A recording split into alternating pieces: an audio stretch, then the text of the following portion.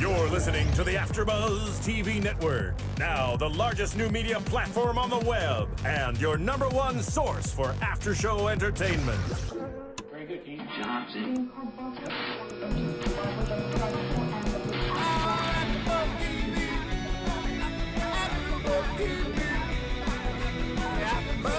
the AFTERBUZZ Studios in Los Angeles, California, presented by Maria Menounos and Bing.com, and streaming live thanks to Akamai Technologies, this is AFTERBUZZ TV's The Following After Show.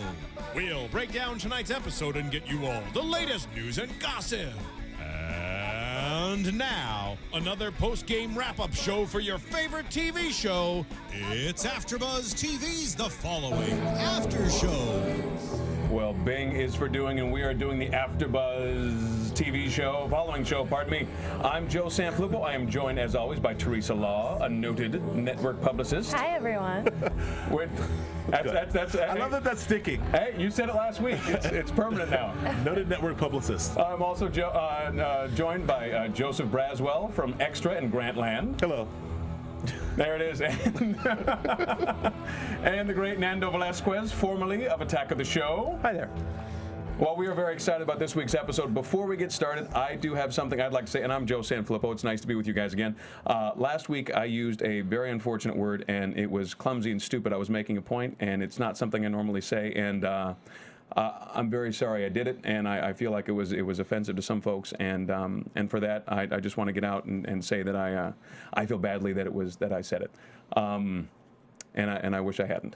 I can also say that I've known Joe for at least 15 years. A very good friend of mine, and he is the furthest thing from a bigot or a homophobe or a racist that I know. I mean, not a bigot at all. An asshole, yes. Bigot. Oh.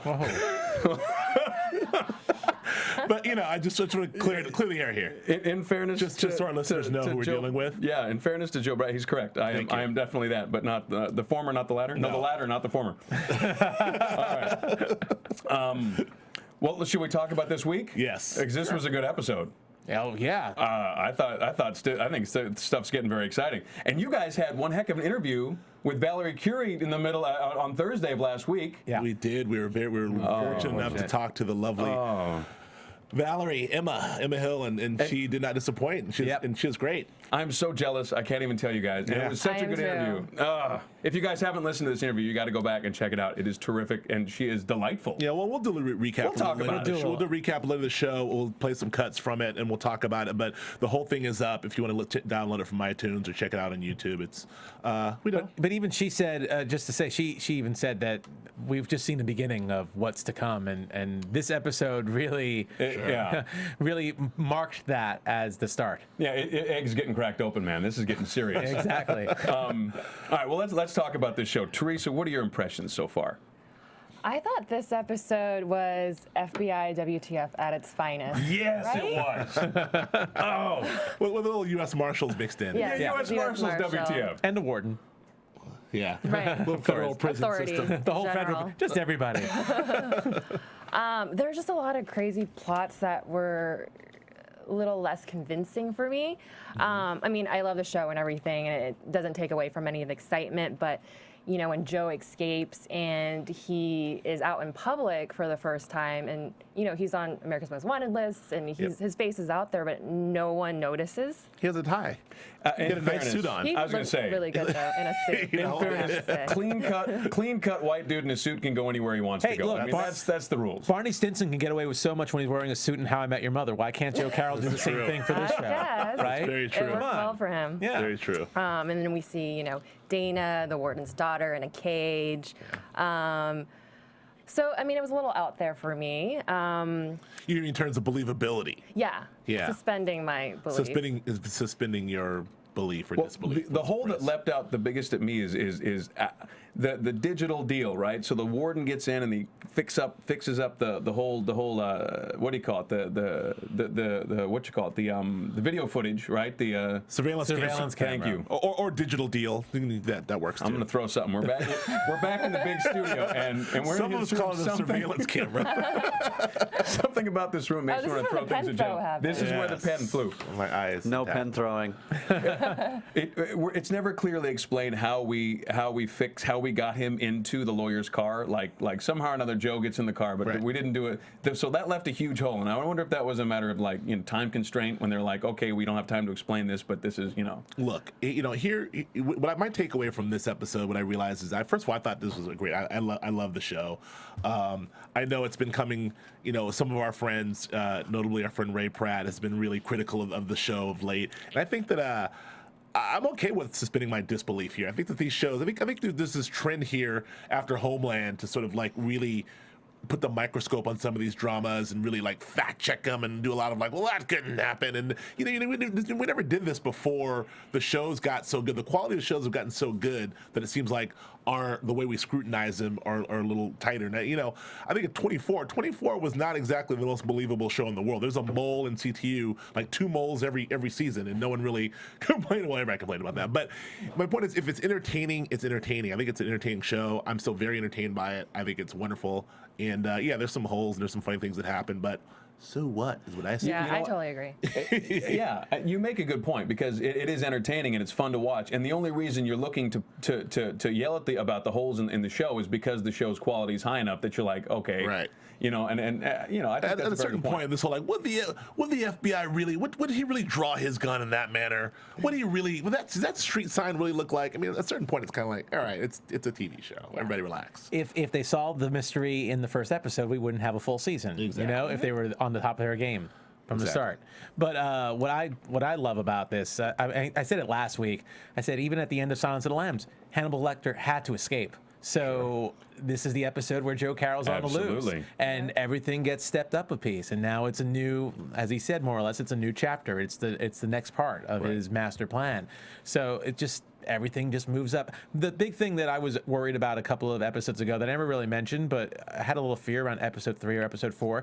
As long as Joe Carroll's locked up, it is kind of like Silence of the Lambs, but it almost becomes procedural where it's like, okay, who's the follower of the week that Ryan Hardy has to catch? And then remember the first 2 episodes that ended with Ryan and Joe talking, and I compared it to Mr. Drummond talking to or Boston Legal when William Shatner and yeah, and it's like it gets very. That was my fear, that it might get almost procedural with Joe Carroll, but being in prison and just calling the shots and playing a little cat and mouse there. But now the chessboard has completely flipped over and moved around and expanded. Well, and it's opening up and it's expanding. I mean, the episode's called "Let Me Go," so he's obviously gone. But for me, it was like the episode should be called like "Shit Just Got Real." Like shit just got real in this episode. We're done it. Military guys, like this world is expanding. It's not "Let Me Go." And I agree with you. I think that Kevin Williamson has done a fantastic job of the first couple of episodes. You see these.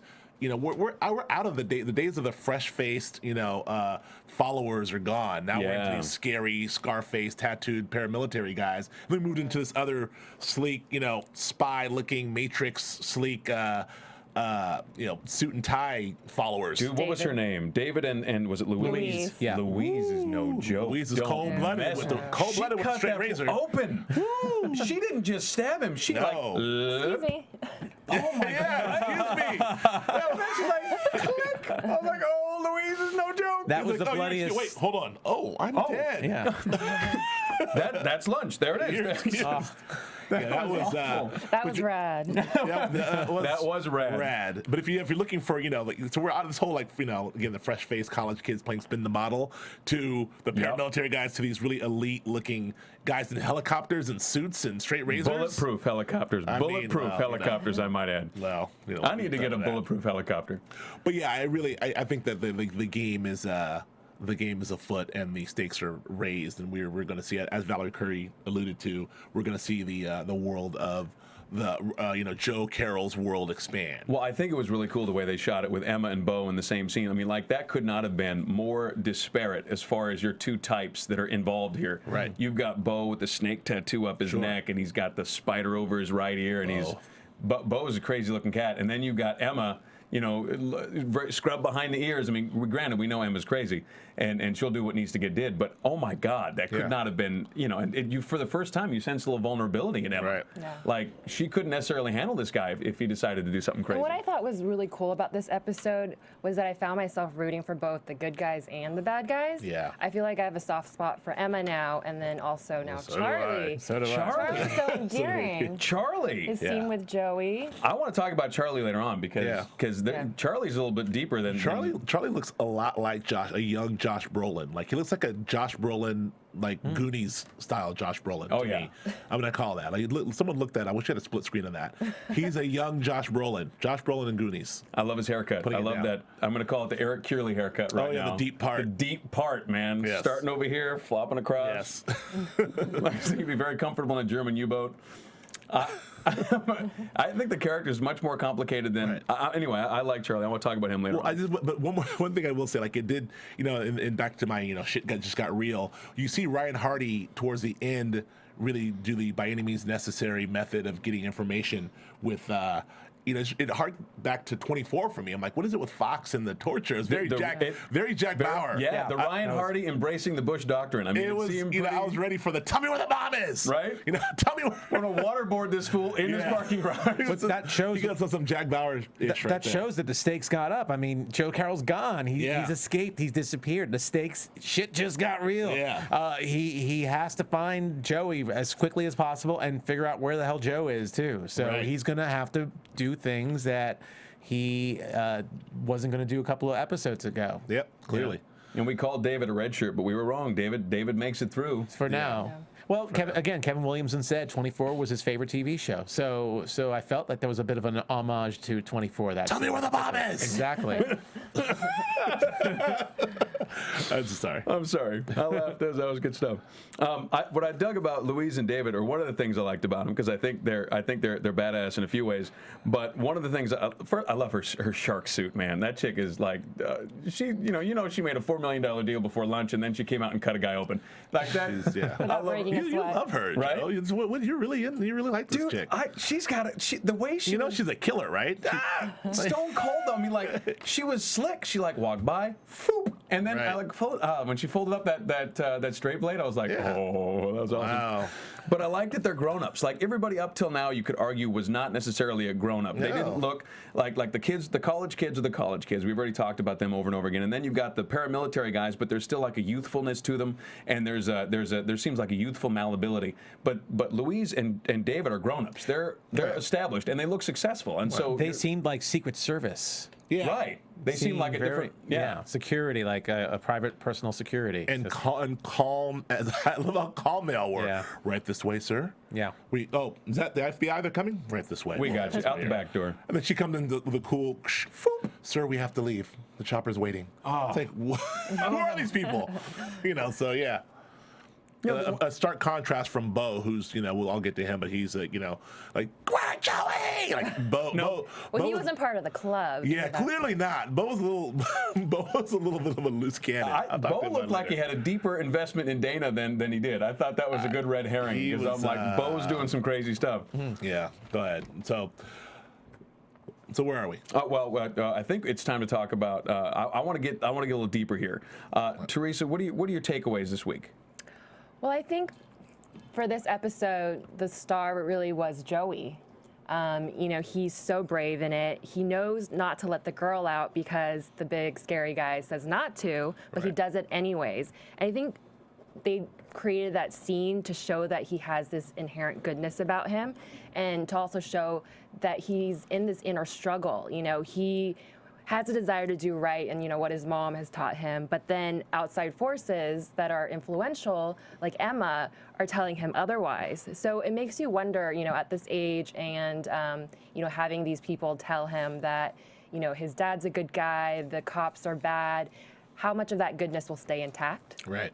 I think it'll be interesting to watch. Well, it's really, it forces you as a parent, I don't know, you've got kids, I've got kids, it forces you as a parent to kind of take a look around and go, what is normal and why is normal? I mean, we tell our kids here's what the normal behavior is, and they agree with that because everyone agrees. Like the teachers agree, the coaches agree, we all agree. everybody that influences your kids' lives agree. And that last scene where Joey is there with all the cult members, and left is right, up is down. Dad's not the bad guy. Dad's in charge of all these people. He's their boss, and they'll all do everything Dad says. And Dad's crying, and it was that up is down, left is right, flipped moment that really. I mean, really, what is right? I mean, we've all decided what right is, but I mean, if you're a kid, you can absolutely be told something completely different. And I mean, your parents are, your parents are the people who you look up to and follow. No pun intended. But so it is interesting to see, Joey have to make these choices or really sort of process this whole thing. Like, well, Emma is good, but she said these people are bad, but she's like the whole time, with Joey, like she's really. He has Emma, so he's really like looking to Emma to guide him. And thank goodness, Emma, we had Bo there to be crazier than Emma, so that she, Joey can still trust Emma and do the right things there. But then, or towards the end, everything seemed to be in order.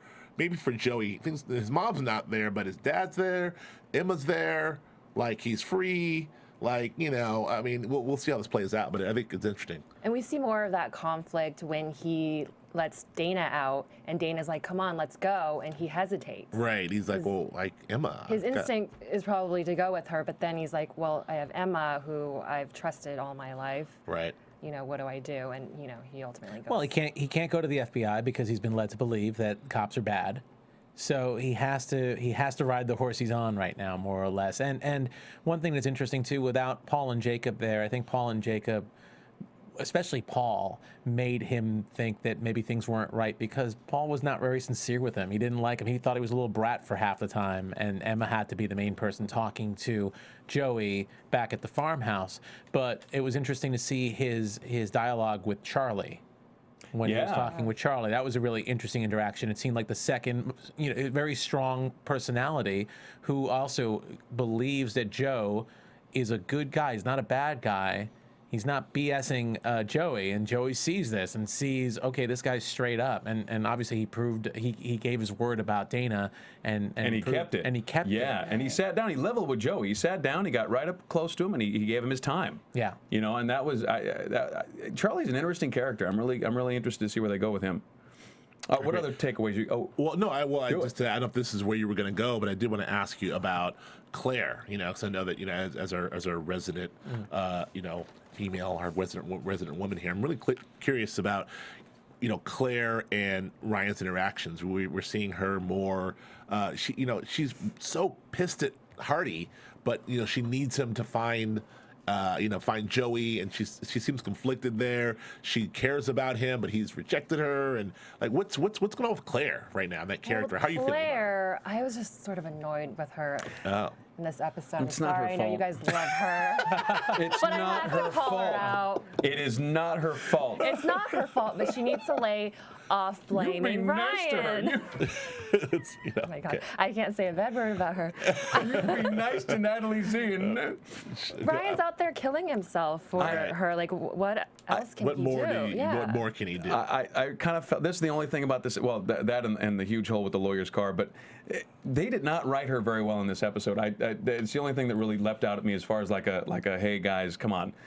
What were your issues with her? Well, I thought her dialogue was cheap, and I did. I really did. I thought that I really did. I thought that here's this guy. Shots fired. I'm not. Why not? I mean, well, there's a million reasons, but I'm going to do it anyway. Okay. But I just felt like it was too simplistic, and it made the character seem cheap because here's this woman who's gone through all this with this man and this other man and all the pain that she's been through, and the dialogue they write for her is so trite.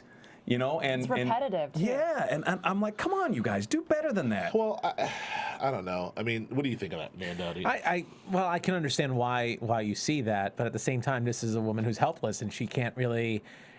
Her son's been gone, and the man who promised to get her back has not been able to do the job, and has been so close to getting him and still not been able to. So I think after a while, when you get into a fight with somebody and there's nothing else to be said, you can't help but repeat things. You're so angry that you can't even use words. So I can see her frustration in there. And I think something that Joe was saying to Ryan during the episode is just, has she rejected you yet? Has she been upset at you for not getting her Joey back Well, yet? I guess that's my problem with it, because it seemed that the dialogue that they were fitting their relationship, Natalie Z's and Claire's and Ryan's relationship into His storyline. into Joe's storyline. Right. And it seemed like they did it clumsy, like it didn't That's quite. what I saw too. That's what bothered me, and I want the writing to be more nuanced for her, because it makes her look ungrateful to Ryan and a cheaper character than I think she's put together so far. I know you want the best for Natalie Z. I want the very best for Natalie Z. I really think that it's tricky at this point,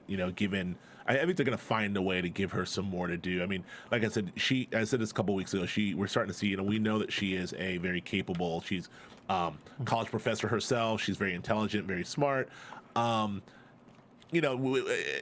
This episode, she did have a couple of lines that sort of alluded to, this guy was definitely military. This is what happened. Like, I know what's going on. I can help. But the trick is, she's not a part of the FBI investigation. So what is her role really? You know what was interesting about that scene too, that I felt was a very good tell. She didn't go up to Ryan to give all this information about Charlie. She went up to Agent Parker. Right. Before that, she's always been like, I don't want to talk unless Ryan's here. Or, Right. I don't want to disclose information to anyone except for Ryan. But she's so frustrated with him, and I guess she feels that she's losing faith in him, that she's willing to talk to somebody else and go, okay, you know what? I'm going to go to this person now. This person's in charge, and I should trust them more. So I get where they're going. I just want them to go there smoother. And I loved her line. I loved her line when they said, "Can we trust you not to go to talk to any of Joe's contact?" No. Can I trust you to get my son Joey? I was like, I like that too. Straight up. Well, Joey, what are your takeaways this week? What leapt out the most at you? Well, I mean, to me, it's what really leapt out is Joe. Joe Carroll really leapt out. Literally, he leapt out of the prison, but no, he leapt out out of the trunk of the car and into our hearts. Really did. No, but he did a very good job of scaring me. He actually really scared me this week. I mean, usually, I've been back and forth on, is he scary? Is he this? Is he that? And I'm wanting to see this evil Joe. We see the charismatic Joe. We talked about this before. The charismatic Joe. But in the car with my poor girl. What was her name? Olivia. Poor Olivia, man. She did everything he asked. I know. And he did that side. It was. He called Hardy, and another failure for Hardy. Another. At the hands of Joe Carroll. But I mean, that's the most intimate way you can kill someone is to choke someone to death. And so to be able to have her on the phone, announce what he's going to do, and then look her in the eye and choke her like that was some scary. I don't know why our girl Olivia. I mean, there's a couple of those moments where why let him out of the trunk? Why? Well, that's true. You had him in the trunk. Just leave him in the trunk. What do you think of the look on his face when he was choking her? Because I thought that was really interesting. There was need. He seemed almost, I don't know, it seemed sad to me. Like in what way? I guess he, in his eyes, he believes that Ryan Hardy is making him kill her. I felt like there was just some weird look. I don't know. I can't describe it. I want to see what your take was. Well, my take was like it was, it was a bloodlust. Like, I haven't killed in a long time. Really? Okay. This is a guy who, it was more like he needed this. He enjoyed it. Felt like he wanted to fix. Exactly. And He'd been thinking about it. Yeah. He'd been thinking about killing her every time she came in. He knew it was going to happen. Yeah. So it was almost like, oh, now I get to kill her. And more importantly, I get to kill her in front of Hardy. Yeah. That brings him great pleasure. Like, Hardy, listen to this, buddy. Guess what? Yeah, that's how the rest of us looked forward to homecoming when we were in high school. Like, well, I'll get to go with her to the dance. It's going to be great. He's got that same thing, but it's a little darker. Are you saying you had that same look at homecoming when you were with your I'd say he's a little darker. Yeah. And so that, and then also seeing him, the many faces of Joe Carroll. So after that, then we see him that confrontation scene with him and Hardy in the hallway, where he had the gun pointed at Hardy's face, and it was like, do I kill you here? He seemed genuinely conflicted there. He seemed genuinely like he really wanted to kill him. Almost he's had it with Hardy. Right. He's pissed at Hardy, but he wants to he really wants to let this whole thing play out. I think what Purefoy did in that scene was really cool. And as an actor, you look at that, and there's so many different ways you could have gone with it. You could have gone full blown I'm crazy. I don't know which way to go. Right. Is that, as an actor, I mean, no, theoretically. Okay. But that wasn't acting. No, that was me making a bad choice. Okay. I'm saying that he made an impressively cool choice because he didn't play crazy. He didn't choose crazy. He chose that he's intellectually fine. Right. But this is the thing I'm building, and I'm not ready for you to be dead. Yeah. In this thing I'm building, and he didn't take the cop out that would have been, you could really make that choice that I'm crazy and I do these crazy things. He didn't do that. Yeah. He played it straight. And it made the scene more dynamic and more interesting. I thought that was a great moment, and I think the last great moment was obviously at the end when he gets to the Professor Xavier mansion of followers here. All the he's That was very Jackman's downstairs exactly. It's the all the followers are there looking like the X-Men, but no. His look on his face when he saw all the followers was a look of relief and pride and the whole thing. I think it was very well played. Right. I don't know if it was all relief because I'll talk about that in a minute. But well, I mean, you have a conflicting take to mine. It's okay. I'm not always right. I thought I saw a little bit of fear on his face. Oh, interesting. I thought he really sort of played it as I'm home. My followers, here they all are, because he hasn't seen them all in one place. And keep in mind, he's been planning this for 9 years, as he talked about, which is another thing I'll get back to in a second. But he hasn't seen any of these followers face to face. I shouldn't face, but all at once. Right. So that moment where he goes out and sees them all there, and they're all like, "We're here, Joe." I felt that was a moment of oh, this is really happening. I felt that moment. That's at least how I read it. I don't know. I'd like to see them do a class photo, right when the credits are rolling. Everyone just get in one shot. Crazy shot. Crazy shot. Yeah, crazy shot. Prom photos. Exactly. Yeah, there you go. Totally. I'd love to see that happen. Right. But yeah, so I thought that was well played. And just, I was also, critical last week about, the Joe Carroll chessboard. I felt like he's so far ahead. He's got all these moves, and he's, what's happening. And he made it very clear in this episode to Ryan Hardy that I've been playing this for 9 years. There's a lot that's going to happen, and I meticulously planned this for 9 years. It's been all in this brain here, and you're going to see this night. I bought that. I bought oh well, yeah, okay, maybe he's got some shit in store. So I'm starting to buy the whole. I've got the helicopters ready and the paramilitary guys I here. agree. And we find out that there is a website that was created at some point where you can sign up to be a follower. Right. That's interesting. Right. So, and then the last quick, What do we call that? Crowdsourcing? Is that? Are we crowdsourcing the cult? Crowdsourcing the cult. And the last thing, for me is Bo. The Bo character was just interesting to me. He was, I don't know. I mean, I like the character. He's a little scary. I mean, maybe a little touch of overacting. Joe, as the actor. Oh man, you don't have to do that. That's mean-spirited. But I think he worked it pretty hard. But I think that was a red herring. I bet he was told to really play that, so that you went into the commercial break kind of thinking right. That Bo's doing something crazy with Dana. You don't really get the impression Bo's a hired hand. Yeah, and Bo not so good with kids. No, Bo was terrifying. He was a little scary. You were talking about his mustache, that crazy looking. Yeah, he had I don't know what that's, a Hawaiian Island. That was weird. But I remember we talked. Remember when was it Paul and Jacob? Paul, yeah. Remember, Paul was not so good with Joey at first. Paul was, the one who was this kid, but Bo, it makes Paul look like, I don't know, Mr. Belvedere. So it's like Bo was crazy. Why did you do that? Yeah. That whole shaking scene. It looks so big compared to Joey too. So menacing. So that was it. But it was good to see it. Well, so he had to go. But again, look, a lot of black folks getting killed on this show. That's all I know. What did we decide? ABD. Another brother down. Another brother down. ABD. That was yours. And plus, and what's her name too? The lawyer. Yeah. Out. Olivia. Two of us in ASD. one. Two of us in one. ASD. Another sister down. Two of us in one episode. It's wrong. It's Come wrong. on, Kevin Williamson. It's wrong. Don't follow all the horror movie tropes. We already killed my FBI, my man, the FBI agent. He went down rough too. And then he went down rough. Anyways, that's all I got. I don't know.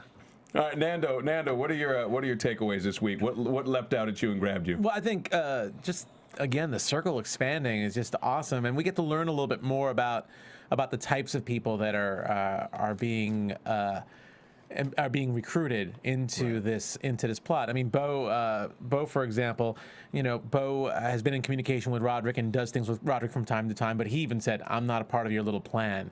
He was very, very condescending when he said that too. And what I loved about that whole thing between him and Emma is there was a scene where, I mean, you saw a little bit with Emma and Paul when they were at odds with each other, but it was more of a spat. It was more like sliced him and said, "Keep away." Just a little cut on the arm. Just a little cutting arm, but this is all how out. it is when you get heated. You just start slicing people up. Yeah, things like that happen. But this was an all-out brawl between Emma and Bo because, well, first of all, it looked like Bo was seriously going to hurt Joey, and that's a main objective in Joe Carroll's plot, right? To keep Joey safe, at least for now, right? And yeah, she was coming to the rescue, and it almost seemed like Bo's the bad guy and Emma's the good person. Like you said before, Teresa, you couldn't help but root sometimes for the good and the bad. And I think this is one of those times where you're rooting for Emma because you feel she feels for Joey about Dana being locked up too for some reason because she doesn't know what's going on with that part of the plan. She doesn't think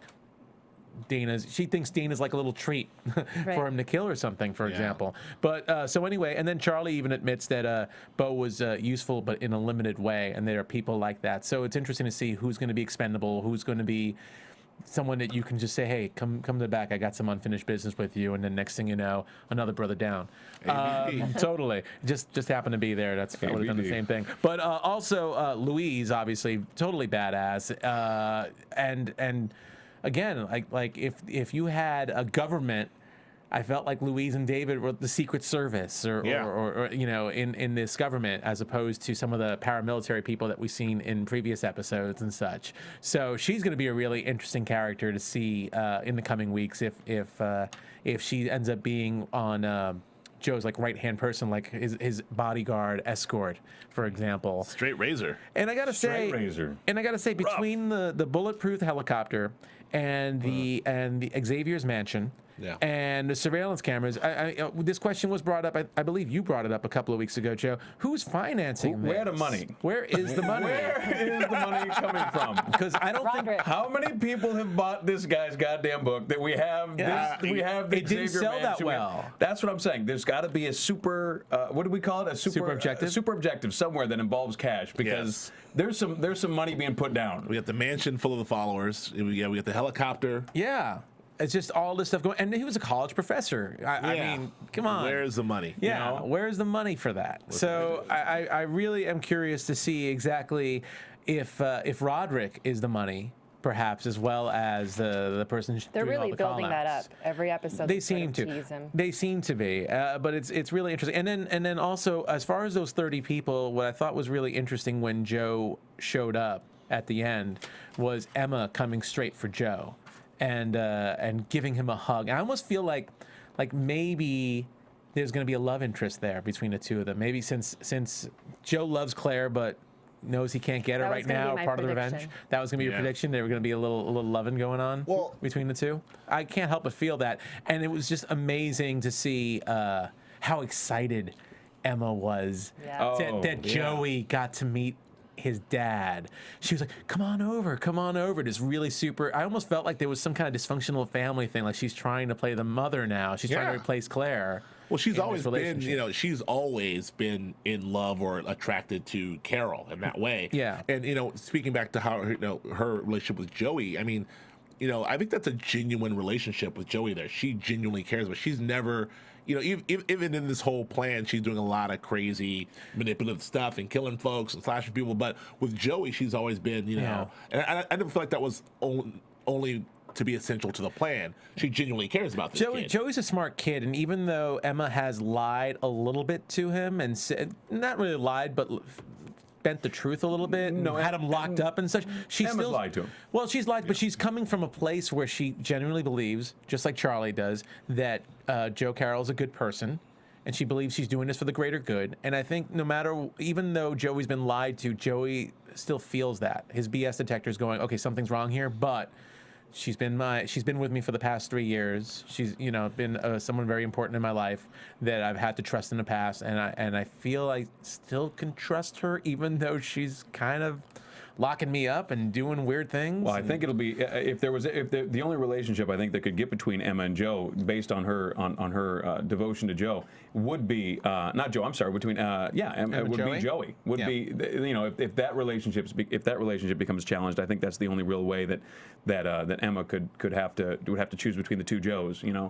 That would. Sorry. Go on. To add on to the Emma and Joey dynamic, we see her in this episode just doing everything she can to protect him, and ultimately she's just being loyal to Joe, and she really cares about Joey, and it just makes you want her to channel that energy into something that's for the good, not for the evil, because clearly she has it in her. Right. And so that's what I was wishing, like, why can't she be?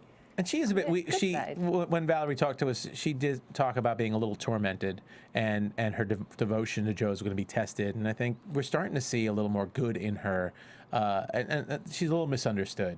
So I think that's definitely something to keep note of in the next couple of weeks. Right. Yeah.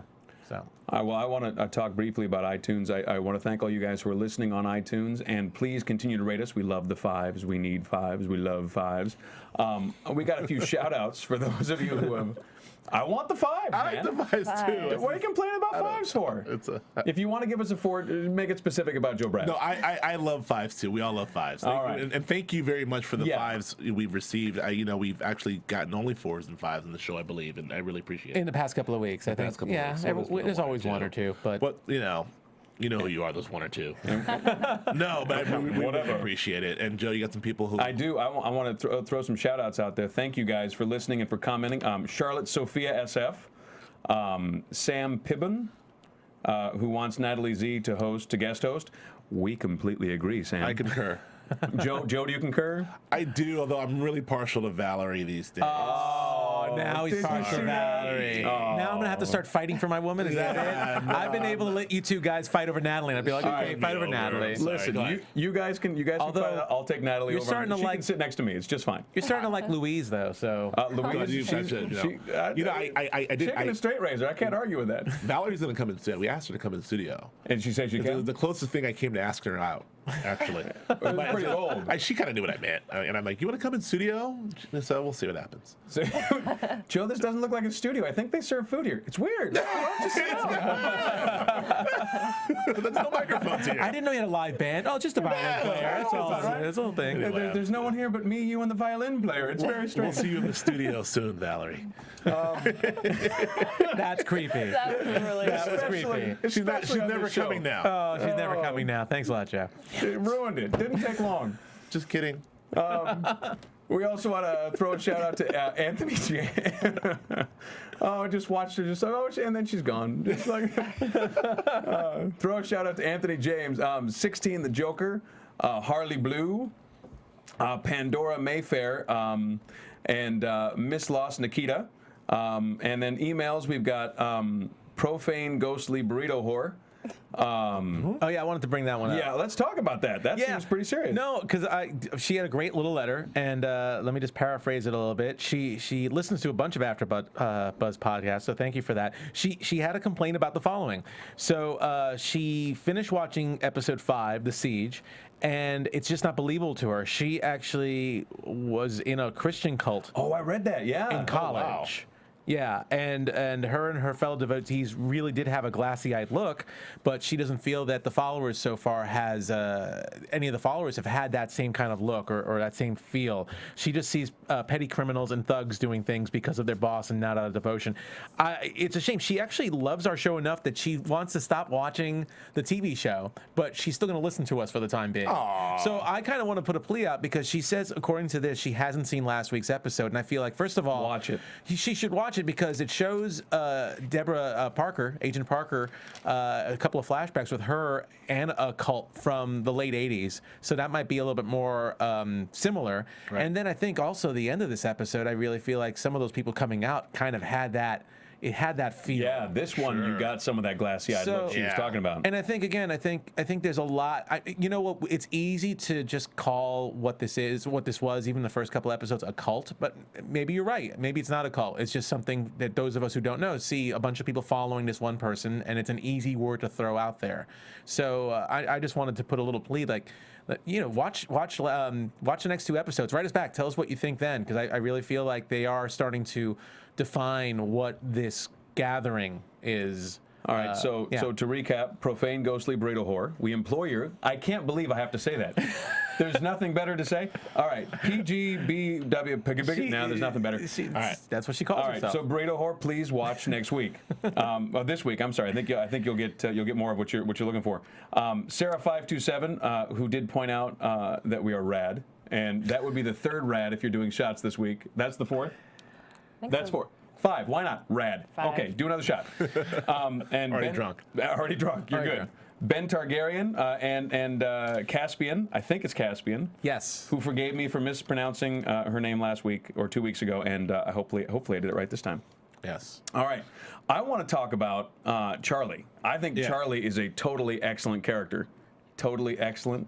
And he's rad. All right. So 1996 in here. 96. 94, 93? 80. 80. 9.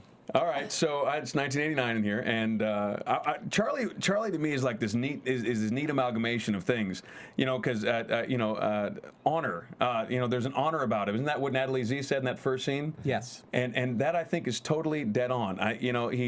He did exactly. He sat down with Joey, he leveled with Joey, and then he did exactly what he said he was going to do. He left Dana alive. Now, Dana was totally screwed up because he blew Bo's brains out in front of her and put the body next to her, but Dana was alive. And I think that here's a guy who will actually say what he means, do what he says, and I kind of get Charlie. Well, in a way I don't get the other ones. Now I don't mean like but I mean like I understand I understand the structure of the character. I understand. He did tell Joey, "I give you my word," and he stuck with it. Mm-hmm. And that was pretty. That's neat. And he didn't need to do that. Joey would never know the difference. No. And that was for Charlie, not for Joey. Yes. So I mean, this is an interesting character, and I think. Do you think that Charlie and Natalie Z will be reunited? Oh, no question. Yeah. No question. You have to. You have to. Yeah. I agree with that. What I like about that in a larger sense is these different types. I think we brought it up earlier. You've got these now. You've got David and Louise, who are these professional types and older and grown. You've got these paramilitary types. You've still got the glassy-eyed kids. Obviously, we just met a whole bunch more people we don't really know much about. You've got the mercenaries like Bo. Yeah. The really weird, dregs, like you pick them up at a biker bar or something. And like you said, that have contempt for the whole thing. Yeah. Like, I'm not part of your little club. I'm not part of it's really growing in an interesting way, but it seems to me like it's, and this is the other thing I want to bring up. It seems to me like this is kind of getting to a place, and this is why I said that I thought I saw a little fear in Joe's face when he saw everybody lined up outside the Xavier mansion. I would imagine this is, it's manageable in 1s and 2s and 2s. Now you've got everybody all in the same place at once. And if now you're going to be the cult leader for real, you have to be the cult leader. You've got to be I think he's up to the task, but we'll see. I think that's intimidating, personally. Yeah. Like, you're used to manipulating people one-on-one, little bit. That's why your cult failed. That's true. I remember that. We've been friends for 15 years. Nobody came. I remember that thing in 2002. He had pie. He had pie at the meeting, and nobody showed up. Even offered free pie. I had this beautiful robe. It was red. There were sequins. It was a good idea. Nobody. The sequins robes. Sequins chafe when you're not wearing anything underneath. Yeah. I mean, they can really get you. He had flyers out on all the trees in the area. Nothing. Yeah. The lost dog thing worked for a week, but then once they found out there wasn't a dog involved, I'm sorry. Go ahead. No, I'm good, man. I'm just picturing me in a red sequin with nothing on it. The red sequins. I looked a bit like a pimp in the red sequins. That's why I left the. That's why I left the cult. I was out. I tried it for a bit in 2002. I couldn't hang with you on that one. But we did we did talk to Valerie. Yeah. This week, and we have some bites from the interview. Like I said, if you want to download it, you can download it. It's up now, or you can watch it on YouTube. But we have some cuts we want to play now, and Nando and I asked her a few questions. We asked her specifically. She had a lot to say about people recognizing her on the street. I don't know if we have it now. Do we? Do we have it? It's been surprising. Uh-oh. Oh, started like it. We're almost at it. Hold, please. Sure. Please stand by. We could experiencing technical difficulties. We could stretch a little. Hey, by the way, you know, I just realized this, and I didn't write it down. I got in my the notes. rainbow pinwheel of death, so hold on. That's fine. Oh, okay. This is the first. This is the first episode we had that had no flashbacks. Yeah, no flashbacks. There was no flashbacks this episode, and that's probably why this episode felt like it felt a lot faster, even faster than previous weeks. I know because there were no flashbacks. Yeah, because Deborah Parker flashbacks were last week. Yeah, there was no flashbacks. There was a lot of moving the forward. It was a lot of forward momentum. Yeah. There's also no Paul or Jacob. Yes. Well, that we noticed. Yeah, I missed Paul and Jacob. All right, we're all set. So back to Valerie. So Valerie says this is what happens to her when she sees people on the street. Experience this month. It's been surprising, and you know, people are terrified of me, which is kind of a new experience for me. Really? Wow. Went into my local coffee shop a couple of weeks ago. I think 3 episodes had aired, and a woman actually started screaming and grabbing her husband. And then after she got over her shock, she talked about the show and loving the show. But it's that's a new one for me. Wait a minute. She started screaming like it's her, afraid. Like, oh my God, grabbing her husband. Like, I have a hard time with the fact that people seem to think I'm going to stab them. Yes. Well, I'm not. So now all of your listeners know I'm not going to stab you. And shooting in New York. So that was that. And then we also, and then Nando talked about, you know, that we also talked a lot about, you know, her playing Emma, and I think you had a question about how does she feel about playing Emma? Does Emma scare her? Yeah. And I think this is her response to that. You as well, I guess, is my question.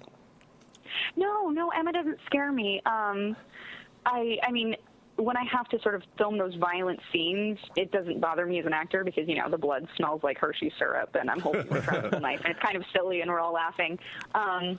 But Emma doesn't scare me as a character because, you know, my heart breaks for her because, you know, I know why she does everything. And it's that stupid it's mom. Always about love, and it's not always easy, as we saw in the last episode. Yeah. The things that Joe asks her to do.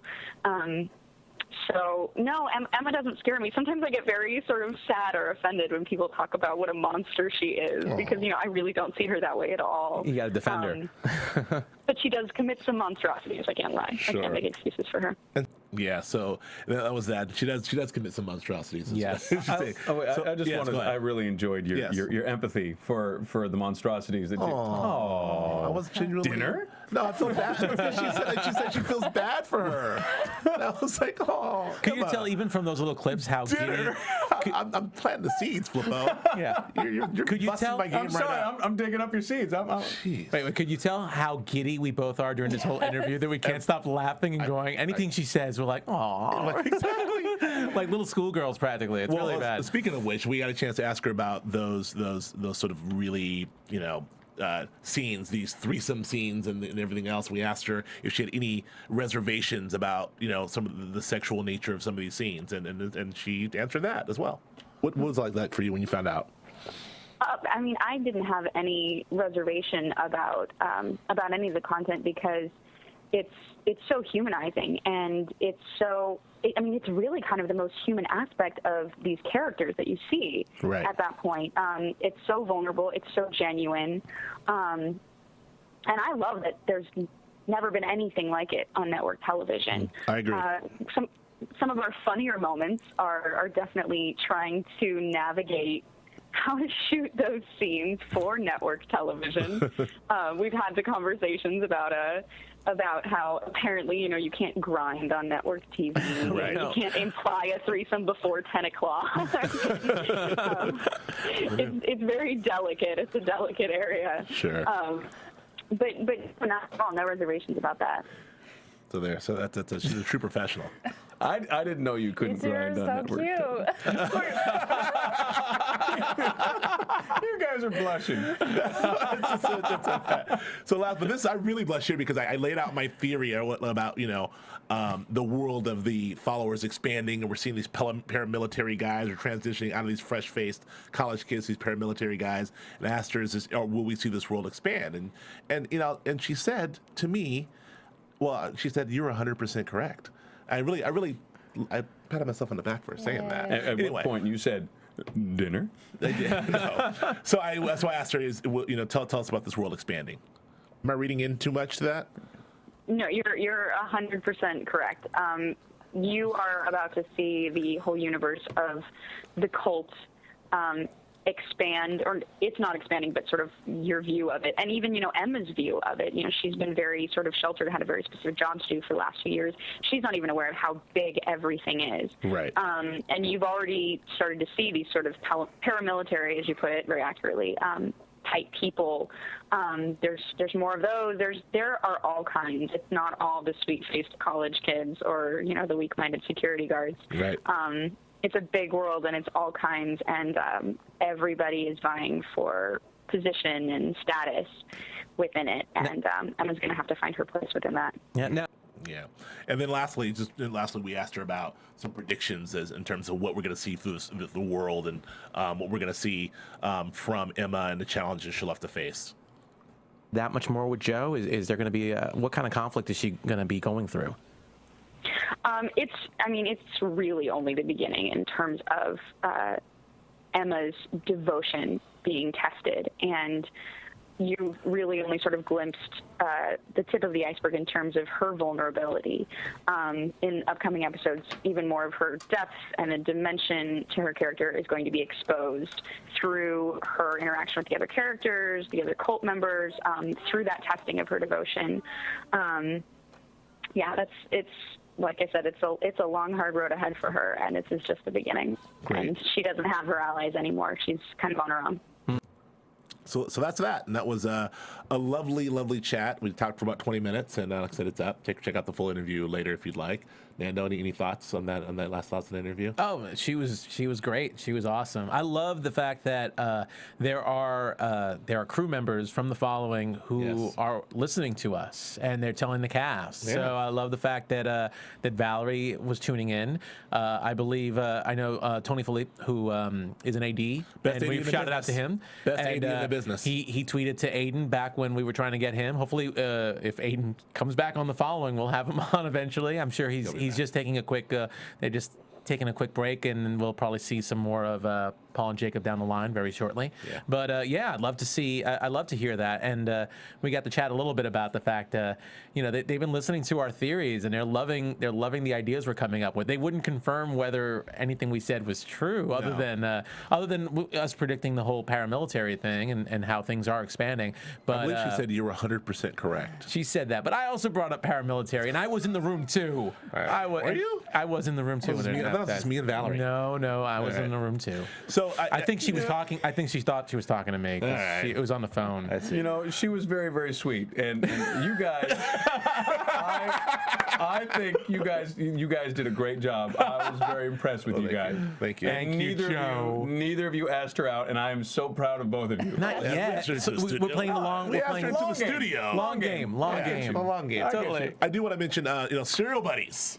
Our Serial Buddies is here. It's coming out on March 8th. Yes, this Friday. This Friday. So please check that out. And you can check it out on our website. Check out the trailer. But it'll be here, select theaters here in Los Angeles. It'll be in New York. It'll be in Chicago and San Francisco. So hilarious movie. Maria Menounos is in it. Kathy Lee Gifford. There's a bunch of other celebrities. There's a trailer online. Feel free to look it up. Yeah, some really good stuff. From our people, Kevin Nagaro and Maria Menounos. Yes. This movie. And also a lot of people here, like my co-hosts on Justified, Steve Bottomley and John and Tamara are all involved in it as well. There's music and acting and costume. So it's a family affair here, but check it out because it's hilarious. Serial Buddies, check it out. Yep. All right, are we all caught up? Let's do some news and gossip. Yep. AfterBuzz. Oh yeah. All right, Nando, what do you got news and gossip-wise? Big news today. Big news. If you followed us on Twitter at Following Buzz, I did put it up there on our Twitter feed. But guess what? The Following's going to be coming back after the spring. Right. So yes. So but we were canceled. Well, this is our last show, guys. This is our last show. We're done. We had a good run. It's done. Too many rads. Too many rads. That's what that's what the word is. You keep saying rad, you're going to get somebody drunk. Kevin Kelly, who's the president of Fox, said from the very beginning we felt Kevin Williamson and Marco Siega had created a high-quality, edge-of-your-seat drama that could break from the pack, and it's exciting to see the audience responding. Kevin Bacon and James Purefoy have given us two of the most compelling characters on television, and the entire cast is incredible. I agree. I'm delighted to have this thrill ride continue on Fox for another season. So that's great. And so far, after the first 6 airings, Fox says that The Following is the #2 broadcast drama and the number 3 drama overall this season with live plus 7 ratings. That's people who tune in live and then people who DVR and watch the show within the week. So those are great ratings for them. And yeah, so it's good news all around. Everyone's celebrating today. Well, we know what we're doing Monday nights next year. Yeah, and exactly. also to add to that, Zap Tuit online said that the renewal was no surprise. It was the only bona fide mid-season hit from any of the major networks. Yep. All right. And again, I believe it was the number 2 new drama out of all. I think Elementary was slightly higher, or Revolution. Those 3 were close, Yeah. but Following's definitely number 2 out of those 3. So All right. Good news. Nice. Congratulations. Any other news and gossip we got? Not enough. Valerie Curry interview and Yeah, that was. I heard that. I heard that Joe was going to ask her out to dinner. she's coming to the studio. She's coming to the studio. That's better. All right. Shall we talk about predictions? Yes. And now, your AfterBuzz TV predictions. Every time we do this, Joe looks at me like I'm going to do something stupid, and I usually do. Yeah. All right, Nando, what do you got for us prediction-wise? Oh boy! Well, you're going to agree with me on this, but I really think there's going to be a love connection between Emma and Joe. I see that in the works, and I think Joey is going to go for an escape soon. I can't see them being together for much longer. Joey and Joe, just going to have to be a breakaway. That's my prediction. All right, so you think Joey's out, and eventually Joey's going to escape. He's going to break out. Yeah, he's going to break out. All right, Dr. Braswell, what do you got for us? Well, we touched on it earlier, but I do think that I agree. Joey and Claire have to be reunited, and it's going to give Claire a little something more to do, hopefully. But I do think that Claire and my man Josh Brolin Jr. What's his name? Charlie. Yes, that Claire and Charlie will be reunited, and we'll see how that plays out. So yeah, we'll see. Oh, and we got Jacob and Paul. We haven't seen them all. I still hold my prediction from 2 weeks ago that they will be FBI informants at some point. FBI informants, Jacob and Paul. All right, I got you. All right, Teresa, what do you got for us? Adding to Nando's thoughts about Emma and Joe, I want to see that relationship unfold. We know that she wants him in a romantic way, but how does he feel about her? Is it like a father-daughter relationship? Is it platonic? It'll be interesting to see how he reacts now that he actually gets some, quality time with her. And I'd like to see the FBI redeem themselves. They were an embarrassment this episode, so hopefully they step it up. FBI WTF. Yep. All right, I got 2 predictions. My first prediction is gonna counter your prediction that Joe and Emma are gonna wind up together, because I do not see that happening. I think Emma is gonna get relegated down to like nanny status. That's where I think that Emma's going. Interesting. She won't like that. I wouldn't like it either. And my other prediction is that Charlie, who I totally am fascinated with right now, I think Charlie could flip in the next few months if Joe is not worthy. I think Charlie's the kind of guy who needs to have a worthy boss, and if Joe turns out to be non-consistent, or if he starts flipping and flopping, or if that. You know what I'm saying? I think that Charlie could be a very dangerous guy to have flip on you. That's a solid prediction. That's all I got. Oh, can I say one extra thing? Because we didn't even talk about it at all, because I always have to say my little, like, Mike Weston's weird type of thing. I'm amazed at how much Ryan Hardy trusted Mike Weston this episode. They really, maybe because he saw him get shot, but he's really starting to trust Mike. And again, red flags like crazy. It's like he's getting too buddy. That's all I want to say. So I predict something like that. You want this to happen so bad. I want. It probably means it's never going to happen. I don't want it to happen either. You know what? At this point, I feel like it's such a red flag that it's probably never going to happen. But it's still just driving me crazy. I got you. Yes. All right, Nando Val, where can we find you, sir? You can find me on Twitter at Nando Vel, Nandovel. Joseph Braswell, where can we find you, sir? On Twitter at Joe K. Braswell. You can also find me on Justified here tomorrow night after Buzz, and The Americans on Wednesday nights, and my series on ESPN's Grantland.com on Lucasfilm and ILM, profiling the Avengers and good stuff there on Grantland.com. If you guys have not checked out Joe's series on Grantland, get on Grantland, check it out. They're in 3-minute increments. They don't take long, and they're terrific. Break down Lucasfilm for you in how many? 9? 7. 7. All right, Teresa, where can we find you? You can tweet me at Following Buzz. Excellent, and you can also tweet me at Following. Tweet me. You can tweet me anywhere you want. Tweet me at Following Buzz, and please be sure to check out Escape from Planet Earth. This stars William Shatner, Jane Lynch, Jessica Alba, Sarah Jessica Parker, Brendan Fraser. I'm in it. It's a great movie, and it's a great watch for the kids. That's it for us. Yep. Have a beautiful night, you guys. Woo. From Bing.com, executive producers Maria Menounos, Kevin Undergaro, Phil Svitek, and the entire AfterBuzz TV staff, we would like to thank you for listening to the AfterBuzz TV network. To watch or listen to other after shows and post comments or questions, be sure to visit AfterBuzzTV.com. I'm Sir Richard Wentworth, and this has been a presentation of AfterBuzz TV. Buzz you later. The views expressed herein are those of the hosts only and do not necessarily reflect the views of AfterBuzz TV or its owners or principals.